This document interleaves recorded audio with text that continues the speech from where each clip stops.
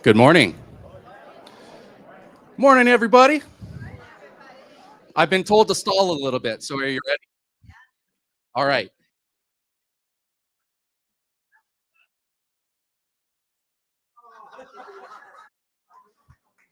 That's my magic trick for the day.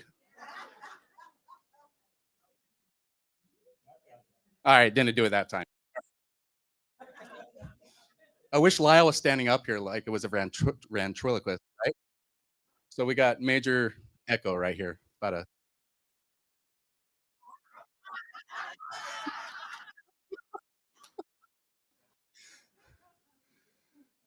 You want to test it out?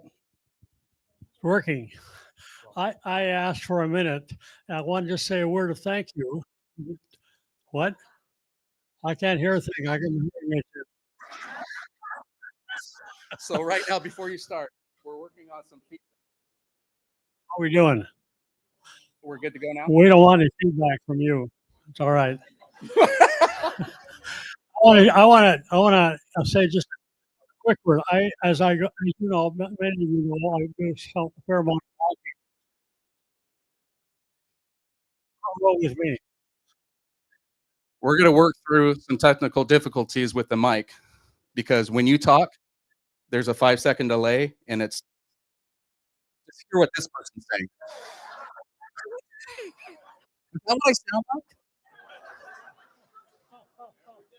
Well, Kevin said every day, Brian. We're good now? Of course, it's Tyler Appleby to fix the problem. Thank you, Tyler. Round of applause for Tyler back there. All righty. Well, in tradition, Lyle gave me a $20 handshake so we can have the mic for 1 minute. Thank you. I just can see it be a long meeting if there's a lot of feedback all the time. No more. Okay. I was walking here this morning, coming on around, and I met a lady who was coming to visit her father, who is soon, like not long for this world, apparently. And I never met her, so I introduced myself as a resident here.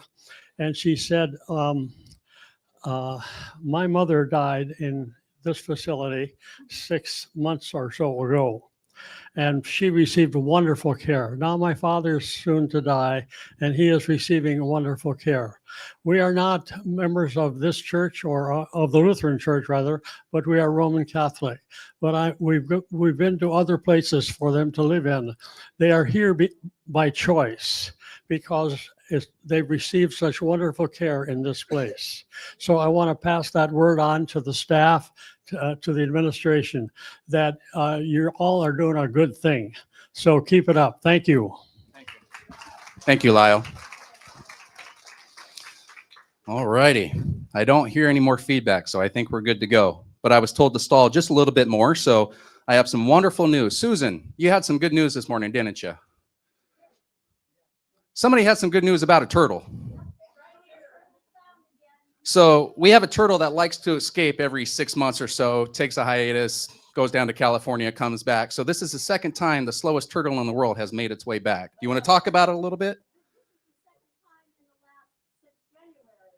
And other than that, his 30 previous years, he's never gotten away. He got a taste of freedom. He was like, I'm out. Maybe I'm getting older and it's hard to keep track of it. So good news, everybody. The turtle is back. And I've got it. Marion found it. Marion, there you go. Well, thank you. You were fast enough to catch up to the turtle. I appreciate it. That was faster than the turtle. Gotcha. All right. Well, so let's get this party started. Let's go ahead and wave to your neighbor. Say hi, hello. It's been a while. It's been about 3 months. There you go. Anybody here for the first time at Town Hall? Welcome. Welcome, everybody. My name is Brian McDuff. I'm the executive director here at Alicio, and I'd like to welcome you to our third Town Hall meeting of 2025. Summer is almost, we still got a couple weeks left of summer. You could always tell summer's wrapping up when Walgreens puts out Halloween decorations in the middle of August. And that's no lie, they're out there ready. I mean, I might be buying Halloween bags early, but that's just for my own self-enjoyment. But we have an amazing agenda today. It might look short, but it's not, I promise you. There's a lot of great information to go off of here today. Exciting to introduce a couple new team members to you. It's always exciting when John gets to talk about security updates. Mary's going to come up and talk about foundation. And then, of course, last but not least, we'll wrap it up with Mr. Kevin McFeely giving us a lot of information about the master plan. So very exciting information. Before we get into the agenda, typically, well, I was going to do introductions about Miss Nicole.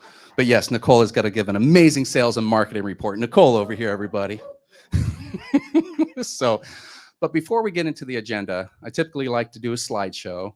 Didn't do really slideshow, but I have a few pictures that I would like to show. For this, you know, throughout the summertime, a lot of people think it's time of relaxing and just taking vacations. This campus is so busy. The amount of residents that volunteer their time throughout the summer is just amazing. Not only on the campus grounds, in the gardens, the ponds, but also visiting residents in the health center. That means so much. And I receive all-stars from family members that have never met you, but know that you visit the residents. I like the nickname that we gave for the Alpine unit, which is our memory unit, and we call them visiting angels. So all of that, it doesn't go unseen. It truly makes a huge difference. And that's what separates our community from others. So you really put a lot of love and attention. So thank you so much for all that you do. I can spend an hour calling out what everybody does individually, but there's two residents that we would like to recognize today. And I'd actually like to invite our health center president, Mr. Vern Horsch, to come up and give a little speech about these two individuals. Thank you, Vern. Just happened to be in town. Got the right shirt on, Seahawks fan, so you're starting it off right. All right, I'll give you the mic, sir. Okay, are Doug and Karen Benson here? I'd like to call them up. We'll have them come on up. Come on up, Doug and Karen.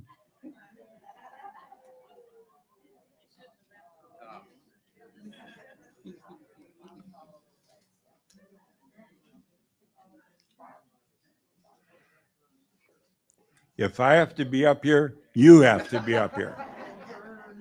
Okay, and you get on one side of me, and Doug, you get on the other side over here. One on one side, one the other. Would you mind holding the speaker for me? Thank you. Thank you, Karen and Doug, for coming up. We wanted to make a special presentation to these two because I have some firsthand information. I live in the 800 Hall over in the health center, and me and my wife, Maria, have one of the best rooms there because have an open glass sliding door to the patio.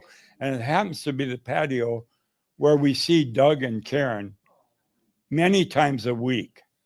And you can't believe, I think, Brian, are we going to show slides about the picture of the flowers? Yeah, they're in the Okay, they're up there. Okay, that's what's up there. But that, like he said, does no justice. Maria and I see it every day, and it's unbelievable. From roses to what, Karen? Oh, Pansies? pansies. There's and everything. petunias and It's- geraniums and- If you ever want to see it, come take a look in the patio. anyhow, I wanted to say that first, and now I'm going to read you.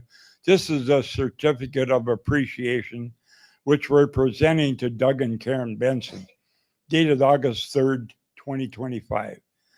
We deeply appreciate your dedication in tending to our gardens and bringing beauty to our campus, as well as the kindness you share while visiting residents in the health center.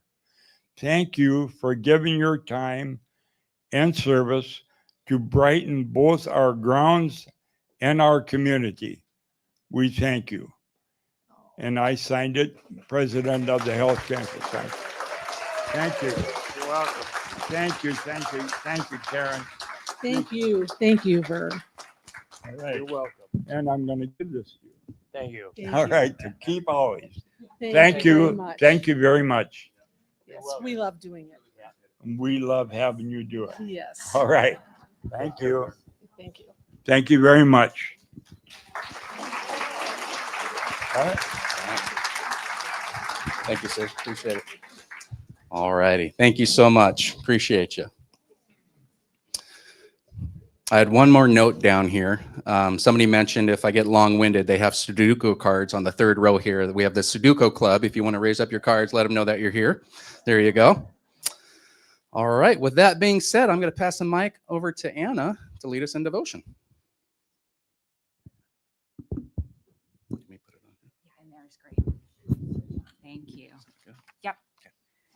Oh man, Vern, you know how to get a chaplain teary-eyed before she comes up and talks. That was beautiful. So last month, I spent a few weeks traveling in Northern Europe with my family. And one of our stops took us to a lookout high up on the Geiranger Fjord in Norway. Now, for some, like my husband, who is not a fan of heights, it might not sound so refreshing. Being high up on the cliffs, 1,500 meters straight up, without safety rails, sitting on these massive boulders with a steep drop below. Some might call it terrifying, but for me, it was life-giving. As a kid, I lived high up in the Rocky Mountains in Colorado, and so many times I found my own sanctuary among the cliffs. And for a person for whom traveling energizes, this time refreshed me more than I could put into words. To feel the cool breeze against my skin, to see the water so far beyond was almost hypnotic. To look over the fjords of my Norwegian ancestors and seeing that small town of only about 200 full-time residents so far in the distance. To be among the fjords carved by glaciers so long ago, possibly a few trolls here or there, if you believe in that sort of thing, but it's had a powerful impact on me. We all need to be refreshed from time to time. I found my time high up in the fjords of Norway. But what refreshes you? Being refreshed, it's a reoccurring theme throughout the Bible. The third commandment tells us, remember the Sabbath day and keep it holy. And we hear many times of Jesus routinely going off by himself in order to be refreshed. And the most famous psalm opens with, God makes me lie down in green pastures. God leads me beside still waters. God restores my soul. Do you know what refreshes you? When was the last time you connected with your soul in a refreshing place, experience, or relationship? This world can be tough right now, and we need to find those things that we connect with, that which refreshes us, so that we can keep on going. The Sabbath is not in the 10 Commandments so that we would be constrained by it. It is a commandment because we may almost need to be forced to take a break at times, to connect with that which refreshes our soul. These days, we may say things like, I'm taking a mental health day. And I'm glad that we do, because it's in those 6 words that we are saying it's okay to admit that we need to take time to be refreshed. So I would challenge you to refresh, to connect with that place, that person, that experience that you need. And may we refresh our souls so that we can continue to live out our faith in a world that asks so much of us. So let us be refreshed. Amen. Oh, I love that picture. While I have the mic, I was told I could make my announcement.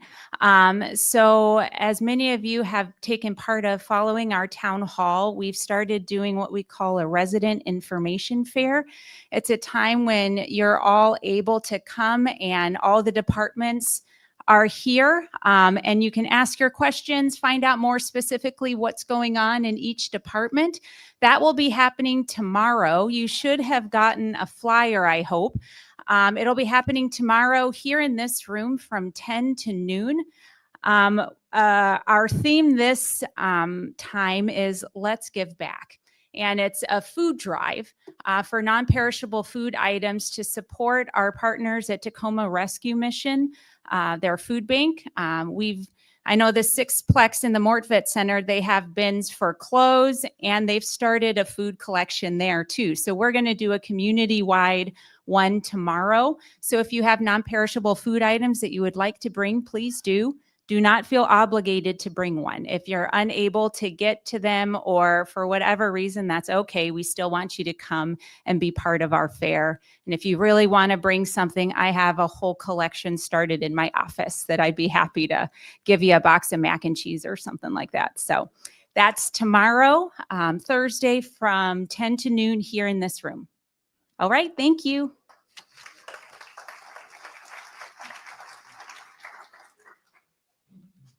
All righty. Besides Mary last town hall, it's been a while since we've introduced new directors to everybody, so that's a good thing. But we are extremely excited for our 2 new team members here at Alicio. One might look familiar to you, but I'm going to have our new staff development coordinator and assistant director of nursing, Keith, to come up and introduce himself and tell a little bit about himself. The clapping first is great because that means I can bomb and not worry about clapping later. My name is Keith O'Clair. I am, as Brian said, the new staff development coordinator. What that means for us is that it is my job doesn't sound quite right. Goal and dream sounds better. That every staff member here comes in to be them best selves for you guys. I do that by bringing a culture of learning and growth into this facility and to our staff members. And that is through a history and a lifelong dedication to learning. I was born in Europe to Army parents. I traveled Europe as a little kid. I went from riding the train and the taxi to school to moving to Montana, where I rode a horse to school every day. I then enlisted myself. I'm a United States Marine Corps veteran. Semper Fidelis to any others out there. And thank you all for your service if you are veterans. I traveled the country and the world through my time in the service and then became a nurse afterwards and spent the last 7 years as a travel nurse. Again, doing my best to travel because I find that travel is the cure to ignorance and you cannot learn more than when you travel and wander. So I'm bringing all of that here to Alicio in order to best facilitate everybody who comes through those doors to give them their best selves to you, as is our service to you. So if you see me in the hallway, please stop me, help me learn something new that day. And I look greatly forward to learning more with you guys every day. Thank you very much.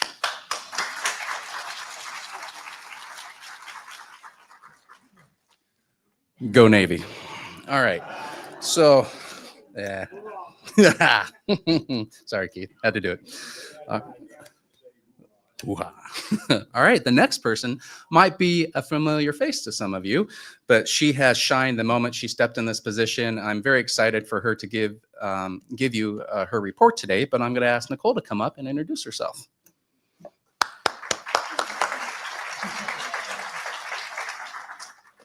I should have gone first because I don't know how I'm going to follow that. I'm very boring. I am Nicole. I was born in Tacoma, lived in Tacoma, stayed in Tacoma, done a little bit of traveling, but I've been here for just over 2.5 years, and I was a sales counselor, and I recently became the director of sales. So I'm sure you guys have seen me out all walking around and now driving in the golf cart. So it's been a lot of fun. But yeah, so if you guys have questions, let me know. But yeah, I get a lot of steps in, so nothing too much. I don't know how to follow up that. So thank you.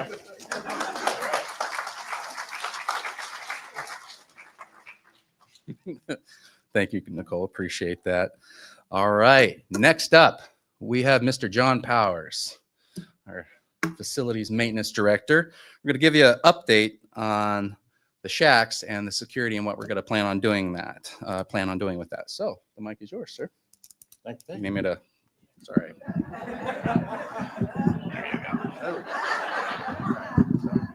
We're good. Much Just make better. sure you get into the mic.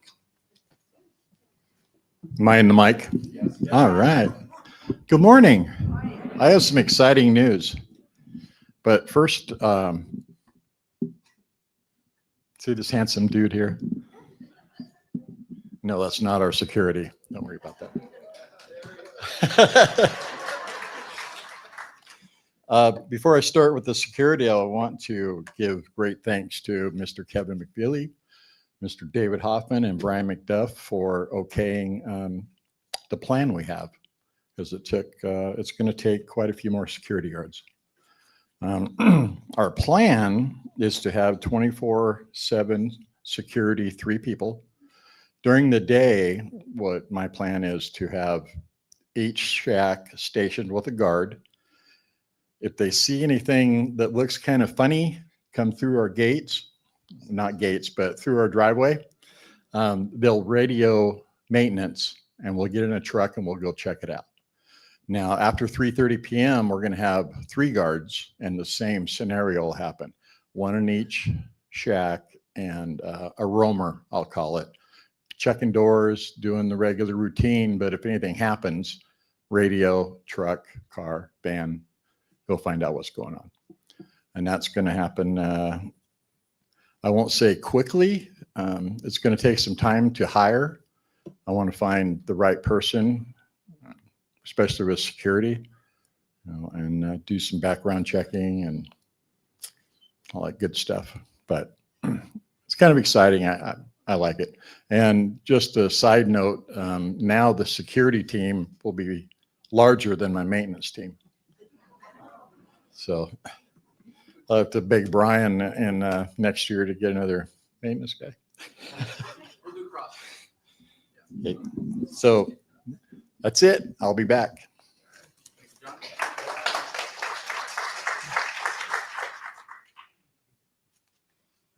All right. I'm excited for Nicole's report for sales and marketing. Come on up, Nicole.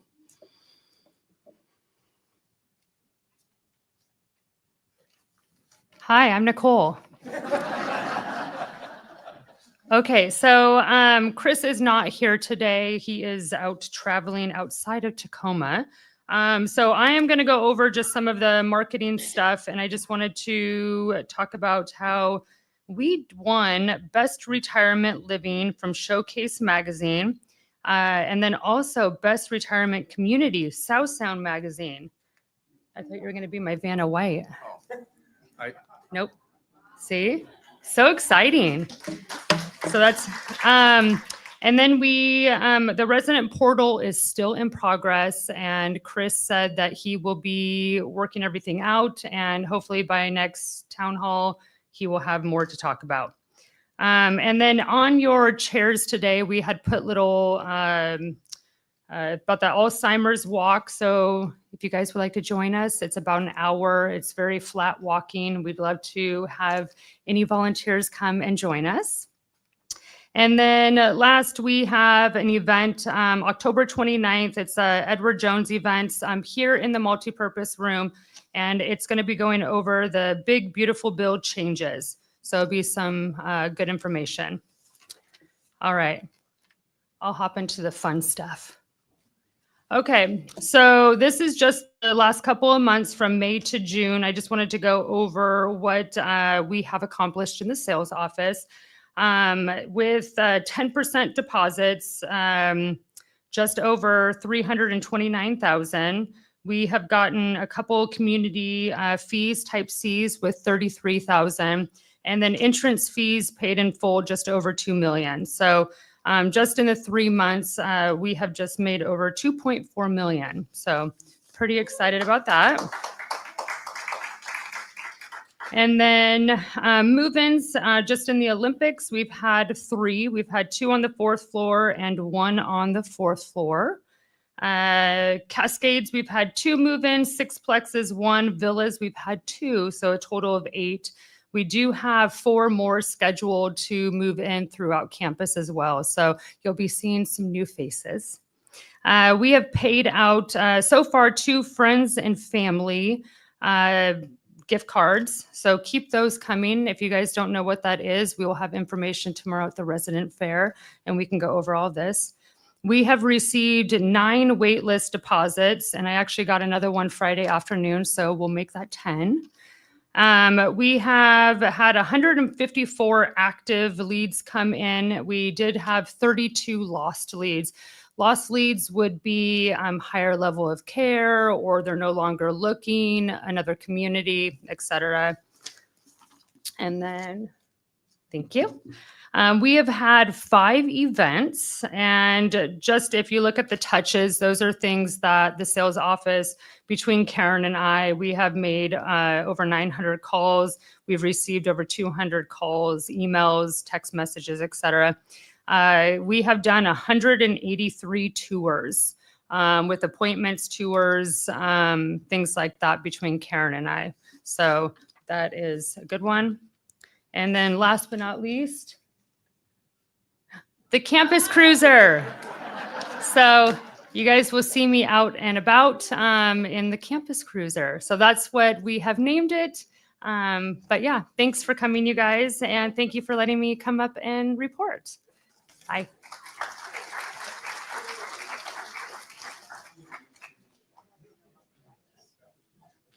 Can you go back to that slide real quick? You left them. You left them there. They're waving. They didn't give you a deposit? Oh, okay. Well, that makes sense. Thanks, Nicole. Appreciate it. You've done an amazing job. Can't thank you enough. So, yeah, a lot of tours. It makes sense to get you that. Yeah. So you need another one. Well, we'll talk to David and Kevin about that. I think Mary's the one that got that for you. Yeah, we'll talk to Mary. She makes things happen. Speaking of Mary, perfect. Next up, foundation report, Mary Eversole.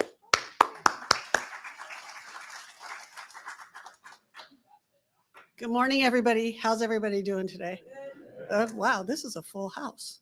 Okay, so since the last time I saw you, when were we here last? May? Is that right? So last time I saw you, the foundation had a different name, Alicio Foundation. Now we are legally the Future Age Foundation, registered with the state and everything. So, but same mission. We still support Alicio. We support FOSS 2.0 and future affiliates. But we're still taking care of Alicio. And no, you don't have to change your name. And yes, you still live at Alicio. Okay. Gala is great. Excuse me. We have a great gala committee this year. And after town hall today, we have members of our event firm that'll be here to help anybody that needs help with registration for the gala. They will be in the bistro to help you. It's going to be a great event. We are starting to ramp up for our capital campaigns that I think Kevin talked about in May as well. And that's $10 million for the Alicio expansion and $10 million for what we call FOSS 2.0. So if anybody has $10 million sitting in a drawer, please, please, please call me. And then for this room, which will be coming, I'm not sure exactly when it's going to roll out, but we have a naming opportunity for this room. And there'll be information coming out soon about that. But I just want to thank everybody for their support of the foundation, because it's pretty amazing what happens on a daily basis for very different reasons. So thank you so much.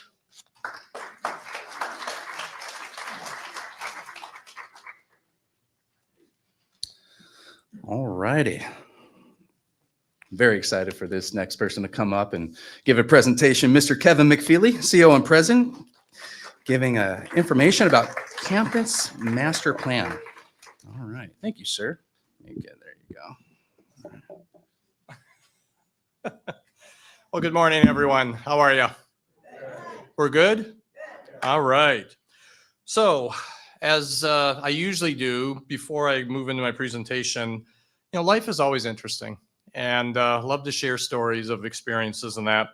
And I look around the room, I see we have a lot of married couples, and as they say, marriage is sharing, right? So I want to talk a little bit about sharing. And a few weeks ago, it was observed a couple was at a local hamburger stand, and the couple ordered one hamburger, one order of fries, one drink, one napkin. Went and sat, and basically people were sitting around and they thought, oh my gosh, this poor couple, all they could afford was to buy one meal for the two of them. So a couple of people walked up and said, gosh, we'd love to buy you another meal. And the husband said, oh, no, we're used to sharing. It's okay. So he cut the hamburger precisely in half, counted out the fries, and put an equal number in front of his wife and in front of himself. And they took turns drinking from the one soda that they had purchased. And again, the people around thought, oh my gosh, we need to do something. And they offered again. He said, no, we're used to sharing. But they noticed that the woman hadn't eaten anything yet. And I thought, So again, as the man finished up his burger and his fries, she continued to sip from the cup. Somebody walked up and said, well, gosh, he's finished. What are you waiting for? She turned to him and said, I'm waiting for the teeth now. So sometimes sharing can go just a little too far. All right. You want me to go now? So what I want to talk to you about for the next few minutes is, what's happening with phase 1, phase 2, the work that the steering committee has been doing.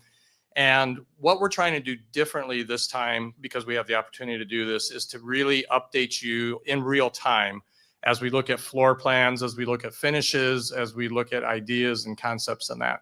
So I'm going to share that with you this morning about where we're at, and hopefully that will answer any questions you have. Originally had started out with a slide pack of 32 slides. Happy to tell you I did cut that way down. I about freaked Brian out because he thought he was going to have to wipe out the rest of the agenda. So with that, I'm going to I'll grab this and I'm going to move out of the way here. All right. So again, as you know, our two partners working with GSI on development and working with Rice Fergus Miller as our architect. And we have made tremendous progress. We are just moving as far as when you look at a project with lightning speed. So again, I know this is going to be a little challenging to see, but we'll make these available. But again, what we're trying to do with the campus is really, as it has grown over the years, we've put buildings in different spaces. We're now trying to create neighborhoods so that basically you can see that neighborhood 1, where is that? Basically in here, it's going to be a lot of dining, potentially shops. Neighborhood 2, is going to be health and wellness, which is out here. And the neighborhood 3, which is down here where the health center currently exists.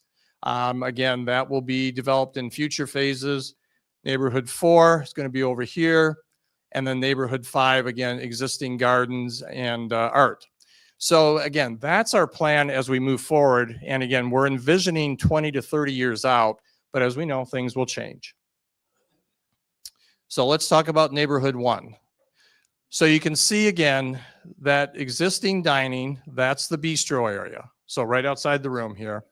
But you can see as we're looking at the, connecting the assisted living to the new building, you can see the different areas. So 1 is right, if you know the west hallway on the first floor, and as you're walking towards that, towards the maintenance area, we are going to create a media room. So again, almost like a movie theater, if you will.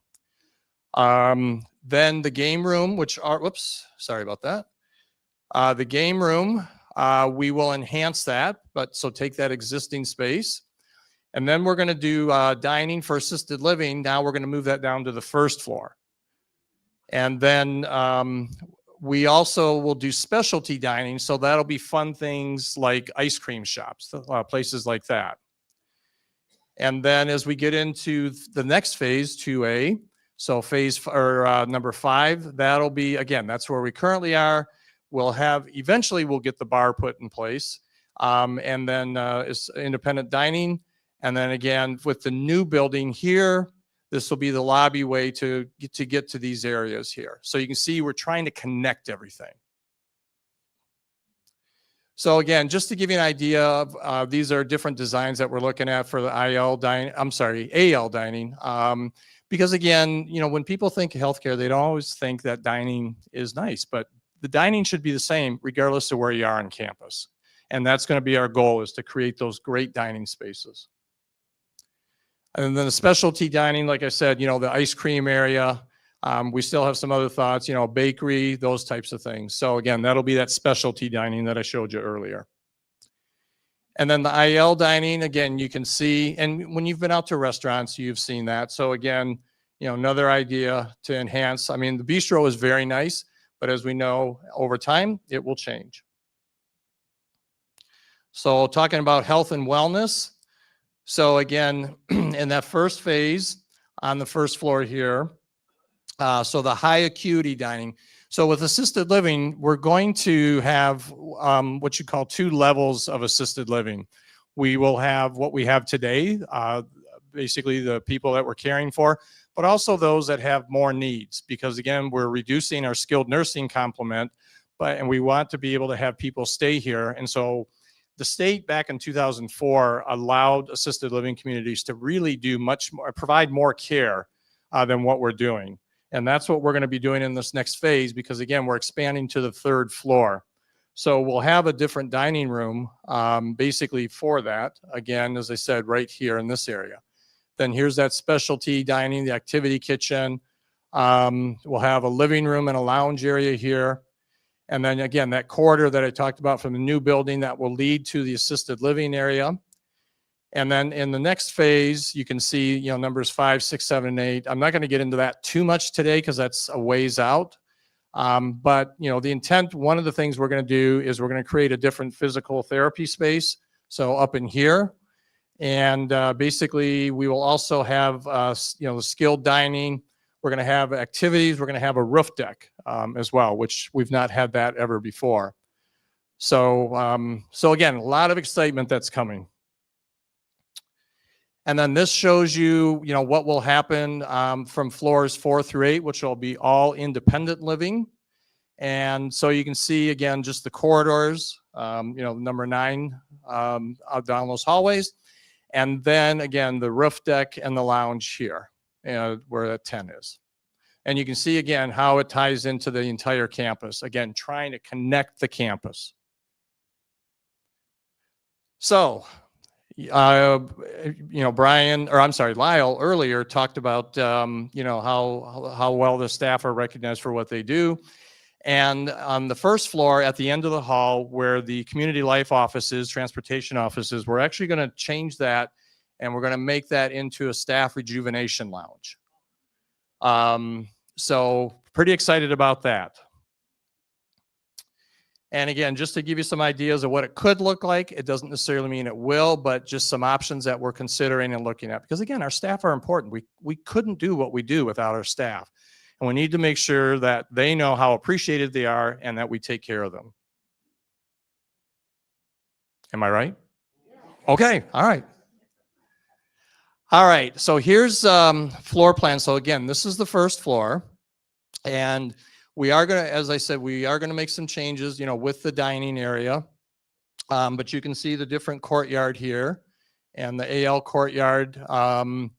And so basically, you know, this is going to be the dining space here, the game room, that media room that I was talking about. Again, that's all down that west hallway there.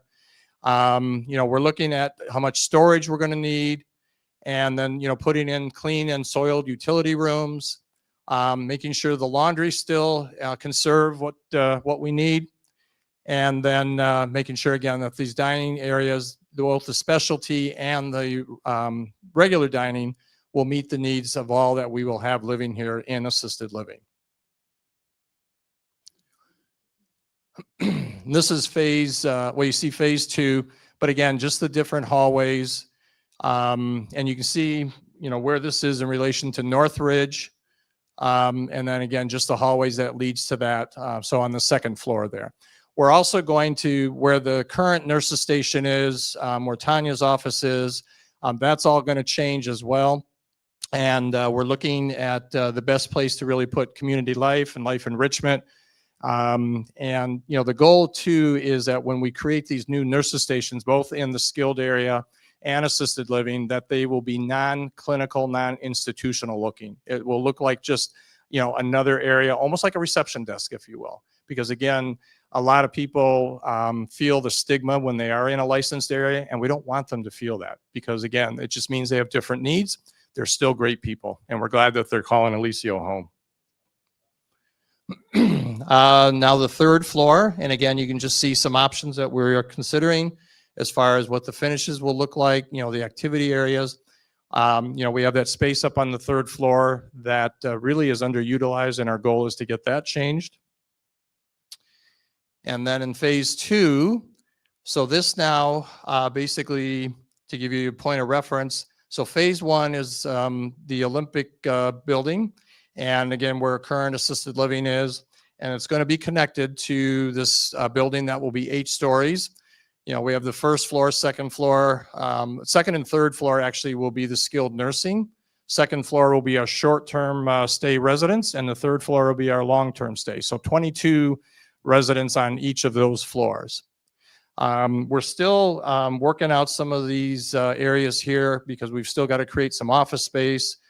We've got to create, we're trying to create like nooks for residents and families to sit in, and those types of things. But again, you can see it'll just be that hallway there, and they'll be stacked on top of each other, as I said, second and third floor. And then, so this, as I said earlier, the second floor short-term, third floor long-term. And you can see now how we're trying to create the rooms in here. So that's not just a long hallway. That is one of the most boring, uninviting spaces to create a long hallway. And I know that's what a lot of ours are like that, but that's how it was done back in the 70s when this was built. We're now in the 2000s, and we're a little more creative. So you can see how that's all being put together. It's going to be really exciting. We're very excited about this. These will all be private rooms with private bathrooms as well. Yes. So those of you that have been anxiously awaiting to move to skilled, wait just a little longer. So again, then you can see as we start going up on the into the independent living, we're looking at roughly 11 homes on each of these floors. And that's it. So Brian, you want questions now or you want to wait? No, I meant about this.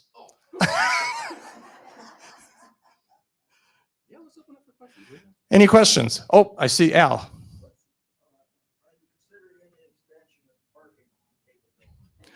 So the question is, are we considering any expansion of parking capabilities? And yes, we are doing a traffic study and making sure that going forward, we will have enough parking spaces, staff, visitors, and residents.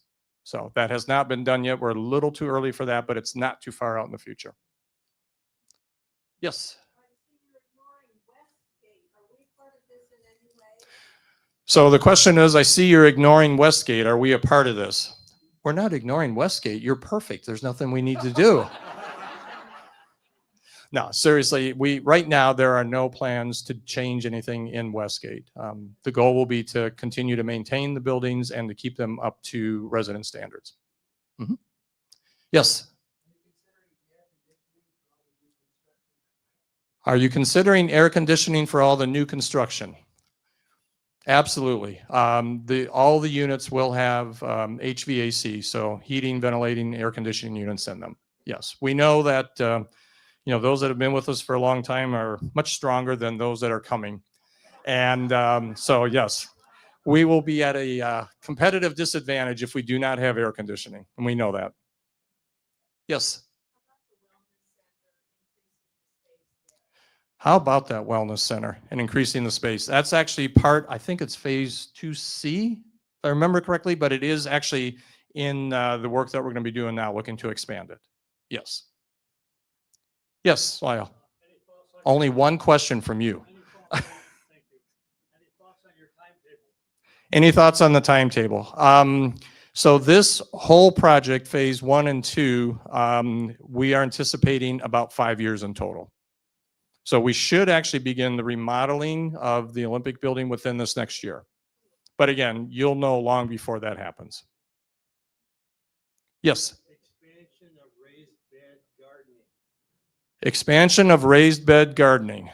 I'm going to defer that one to Brian because that one is not a part of this project.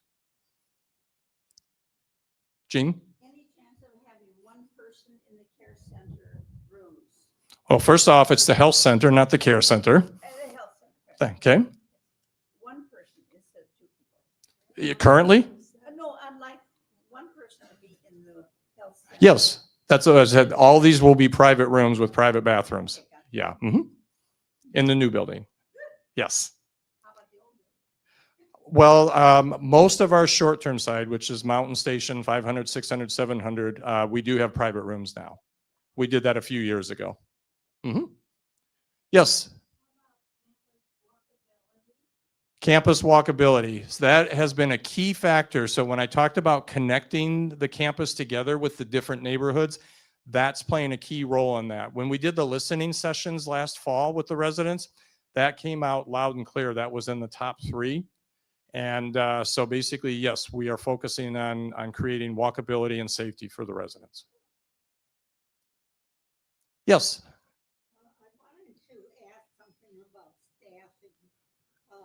It appears to me, of course, I have a hearing defect that's quite profound. So I'm a little prejudiced in this area.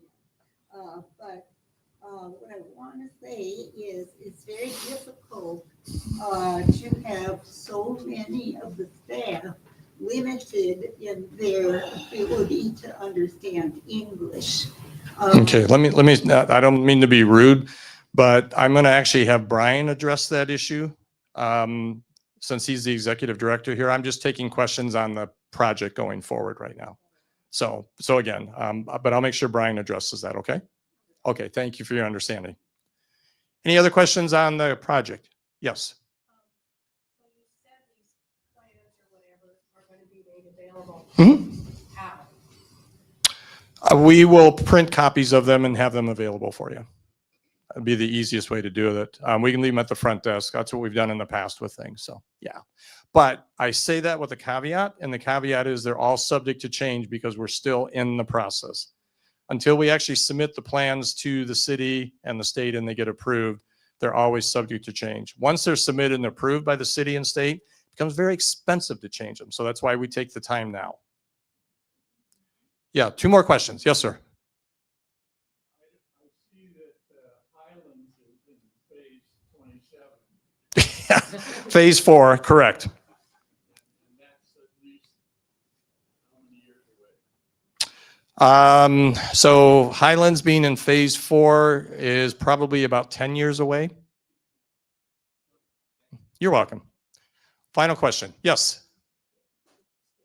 3 in the morning when I'm worried in 5 years' time when I need extra care, do I need to worry about that? We're in. So will there be space for all of us who need the extra care? Because that's come up lately. I'm sure it has. And the question is, here 5 years later, should we be worried about having space in our health center or assisted living?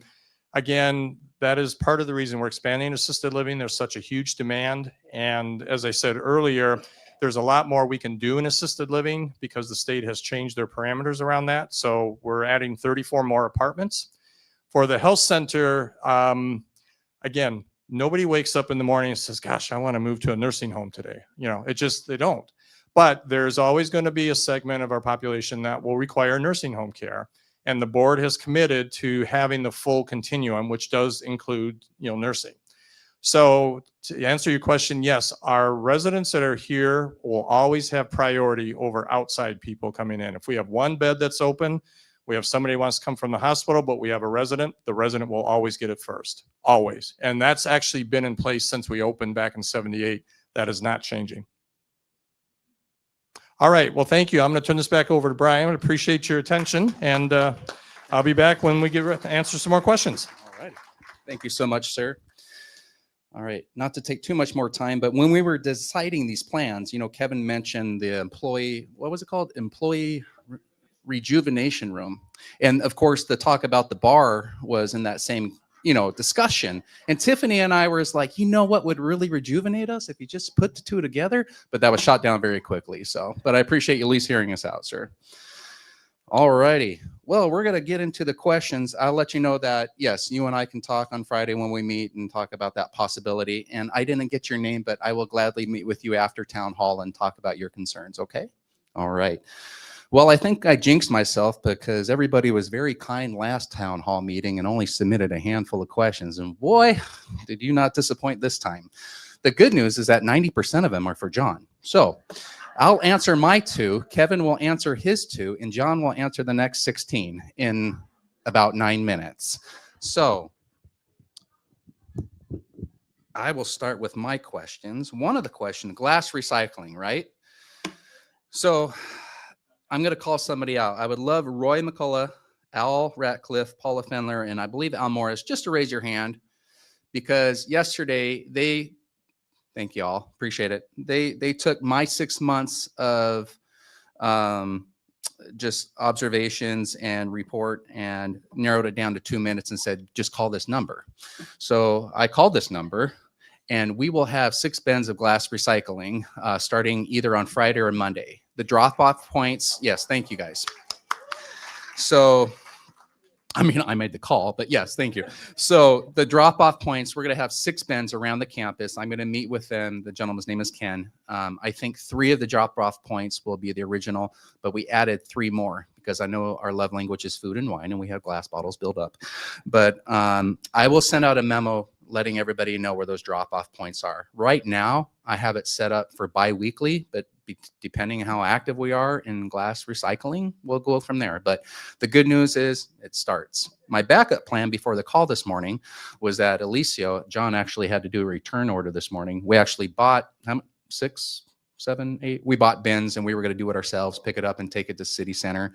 But so thank you. And that's just another example of residents coming together and providing me with great information so we can best serve you. So thank you for that. The other question I had is, what are the different colored markings we see on the roads in Alicio? It looks kind of like a tagging or graffiti, but that's really just markings of gas, water lines, electrical lines, so we don't dig and hurt ourselves, but so we can get the construction going and get permits tested. So if you're going to see weird markings and taggings, that's from other crews coming in. If you see something else, then that's graffiti. Call John. But in all, those are the only 2 questions that were submitted for me. I'll have actually Kevin come up, and then after Kevin, John will come up and answer the rest of the 20 questions. All right. Thank you.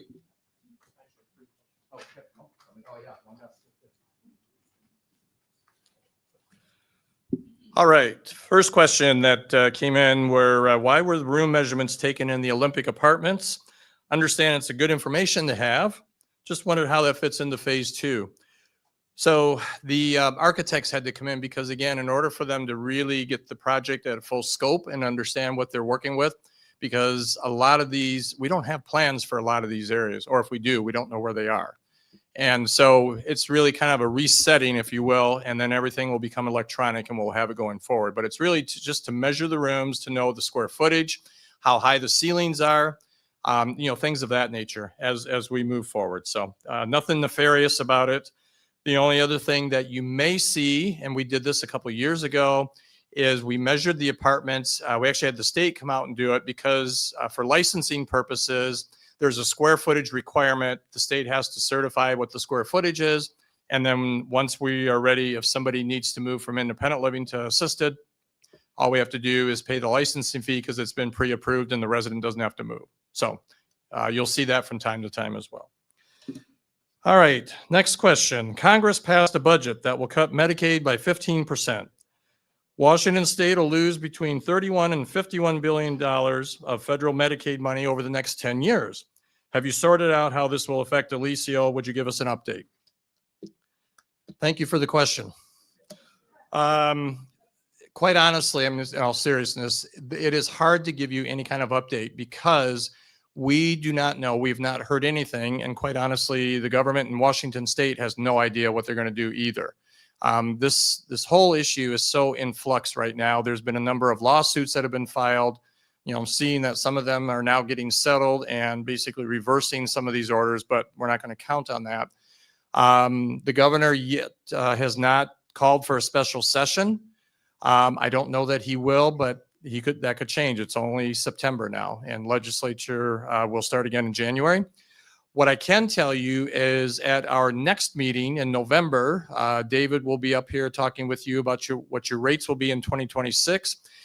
As we go through this budgeting process, please know that we will be looking at all of our expenditures to make sure that we are as efficient as we can be in providing the services here. We're not looking to cut back on services.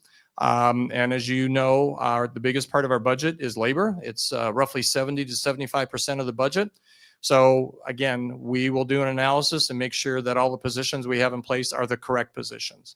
Now, I don't want people walking out here saying, oh, we're going to cut. I'm not saying that. I'm saying that we will evaluate, but I just don't have a solid answer that I can give you right now because we don't know what the state is going to do in terms of their reimbursement. The last couple of years, they've done a good job of trying to match cost.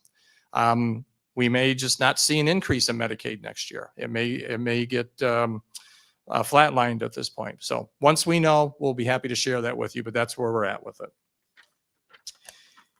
And the last question, I was telling somebody this morning, I love the fact that, we've been doing these town halls now for almost 9 years. And it's really interesting to see how the questions have changed over the years. And we're getting a lot more data-driven questions and a lot more financial questions. And we knew this was coming. So this is great. So really appreciate you paying attention to what's happening, not only at Alicio, but in the outside world. So what financial institution or investment company is the refundable portion of the entrance fee invested with? And does it stay with that particular company for the duration of the contract?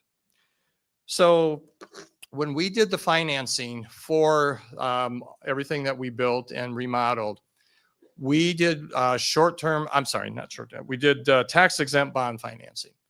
And basically it's broken into two parts, long-term debt and short-term debt.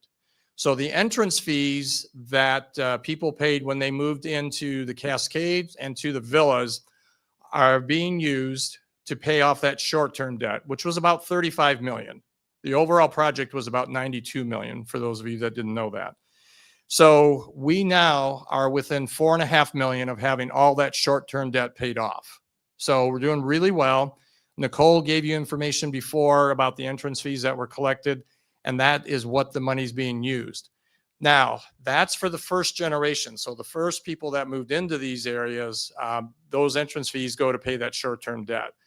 Once the unit turns and someone else moves in, that does not go for the short-term debt, basically, but what it does is it gets put into our treasury accounts as part of our reserves. So that's where it sits. But when somebody moves out, just a reminder that we do not refund the entrance fee until the apartment or the home is resold and we've collected the new entrance fee.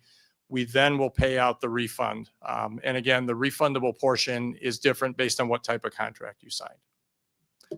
So those are my 3 questions, and I'll turn it over to John.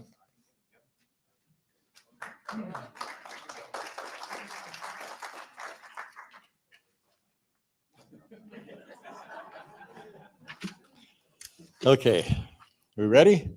Let's whiz through these, huh? First question is it possible to have maintenance and others who enter our home when we are not there leave a calling card with their name and telephone number? We've had several occasions where we were supposed to meet at our home and maintenance came earlier.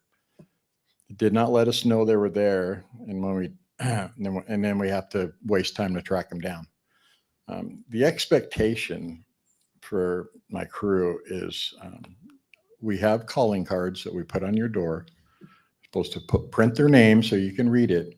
As far as a phone number, you know, they're not going to put their cell phone number on there, but on the tag itself, it has our maintenance number that you can call, and it usually rings Diego's phone. So if you have any issues with that, I'd sure like to know, because every Wednesday, I have a crew meeting with the maintenance department at 11 o'clock. That Wednesday's when I have a full crew, and we go over issues like this. So my expectation is, yes, they're supposed to notify you with a door hanger. I don't really, unless it's okayed with you when you put in the work order that they can enter your home without you there.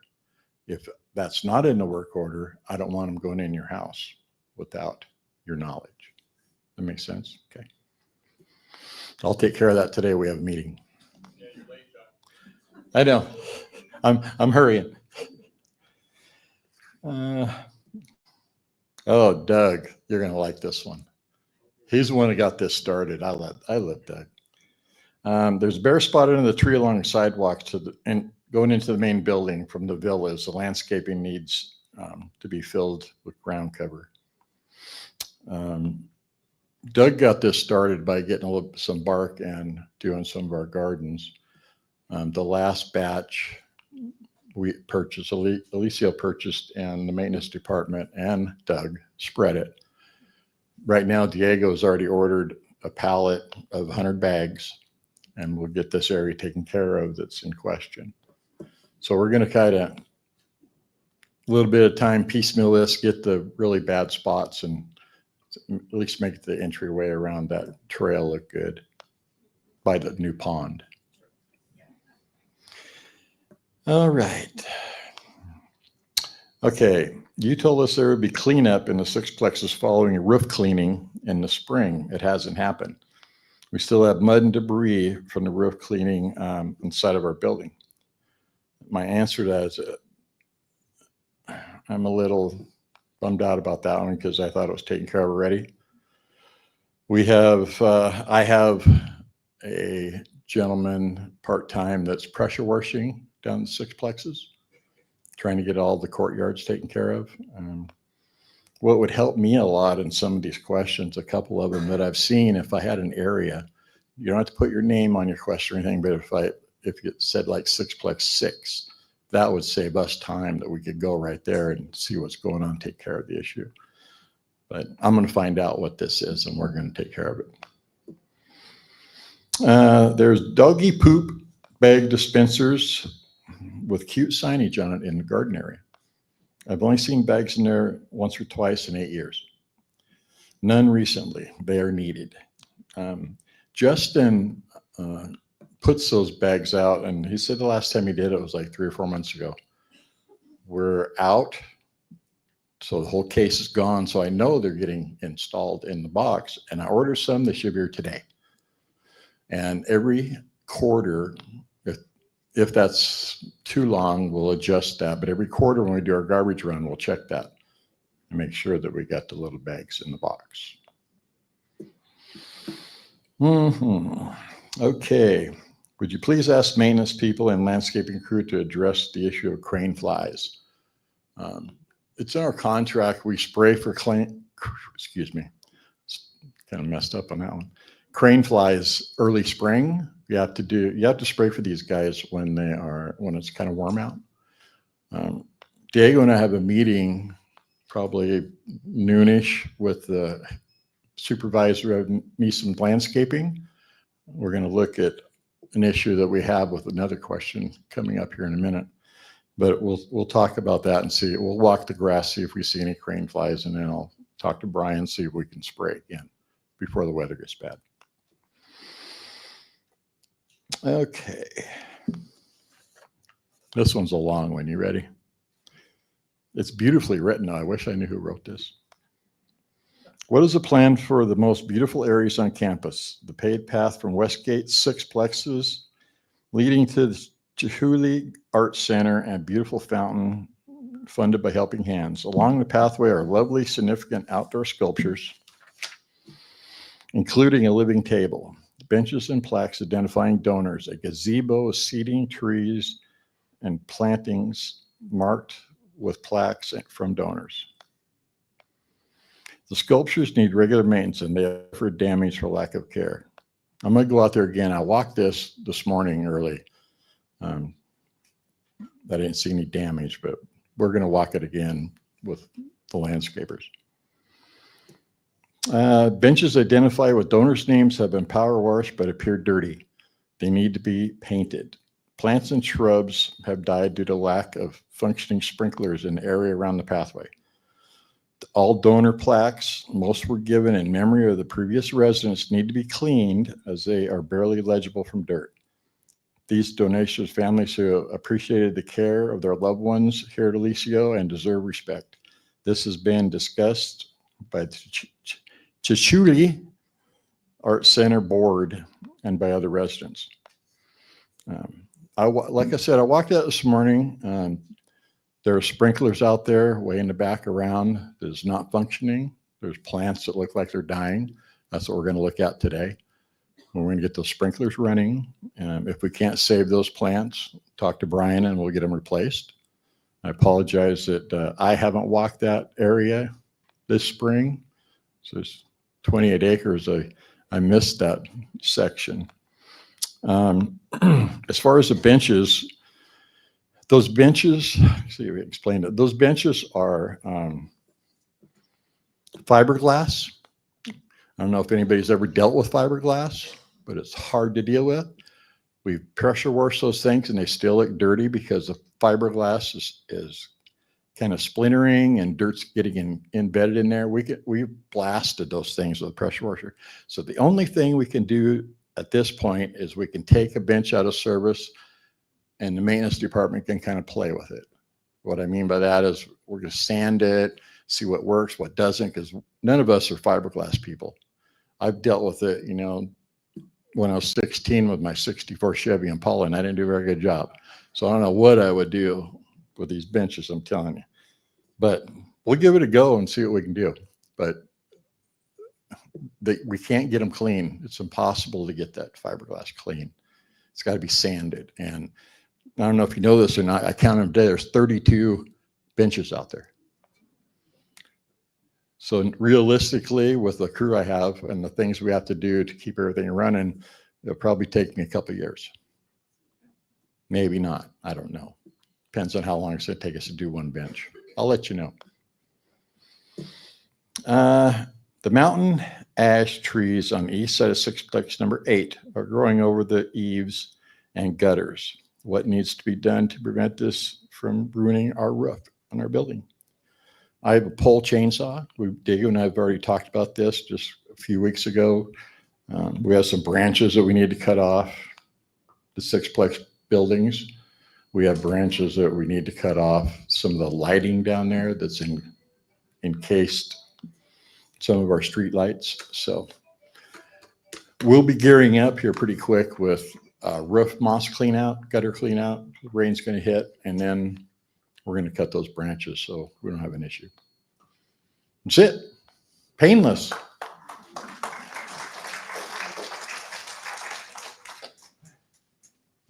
All right. Any more questions for John? No, I was just joking. Oh, well, maybe. All right. I'll take 2 questions. Go ahead.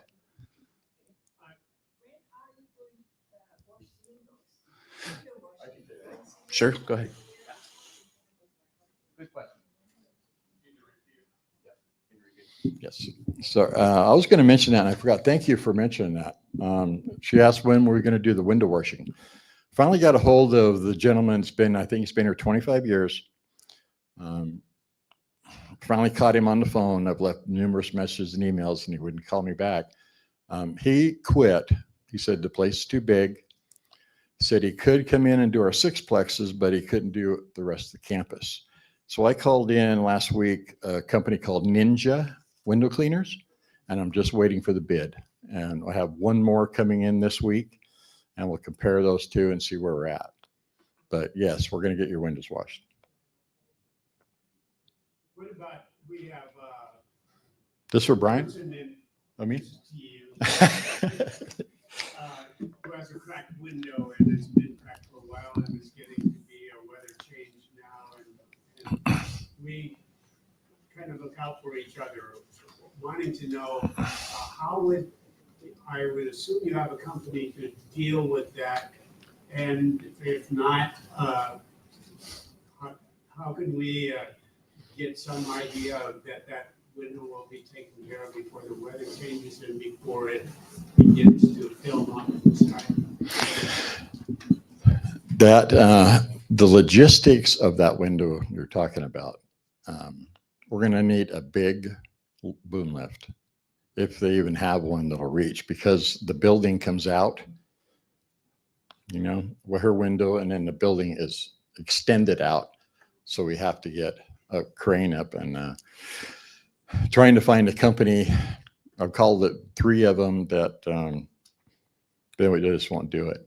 So I have to find an industrial, like skyscraper company to have a boom big enough to come in and replace that window. Luckily, it's just one pane that's cracked. So it's not like, you know, storm's going to blow in her window, because one's still solid and the other one's cracked. So, but yes, been cracked for a little while. Yeah. We've had 2 people come in and look at it and they shake their head no. I mean, so what story? Because we did that on the 3rd floor. Well, we'll talk about it. Does that mean that, is there attempts to find Yes. this person, and it's possible after before they Yeah. Oh, believe me, she beats me up every time she sees me. okay.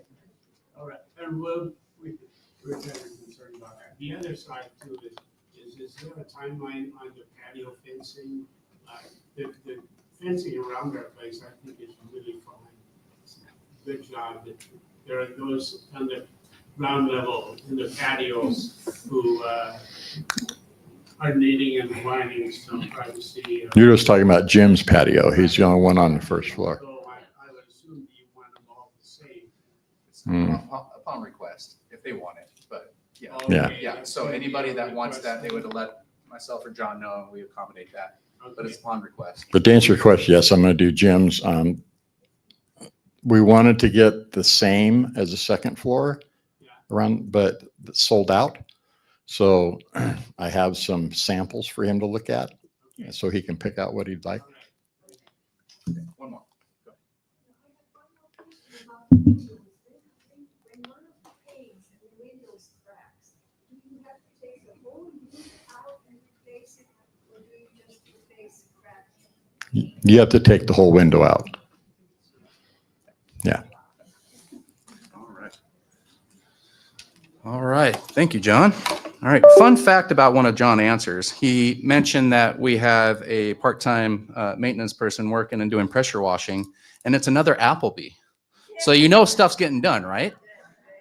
I mean, David makes a joke. He'll hire all the Applebees we can. So you know something's getting done if Applebee's on it. So it's really neat to have him part of the maintenance crew. But again, we're running out of time here. I appreciate all the questions. You know where I'm at, but truly from the bottom of my heart, thank you for your participation and everything you do here for this campus and this community. We wouldn't be here if it wasn't for you, and we appreciate the support. So thank you so much.